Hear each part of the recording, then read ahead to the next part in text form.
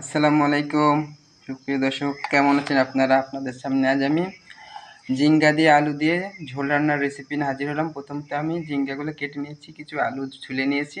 But এবার আমি প্যানে পরিমাণ মতো তেল দিয়ে দিলাম।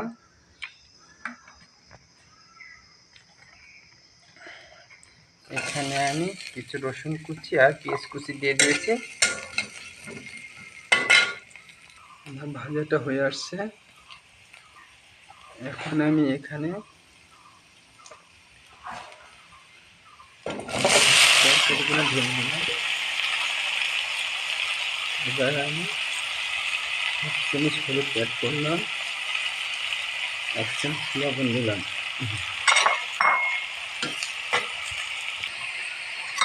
এখন আমি একটু নাড়া দিয়ে দেব।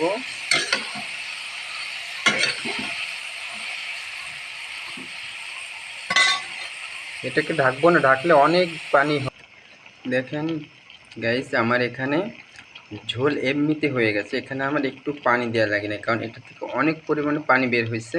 বাট আমি সেজন্য একটু ঝোল দিই নাই, কারণ এটা গা মাখা মাখা রাখতে হবে।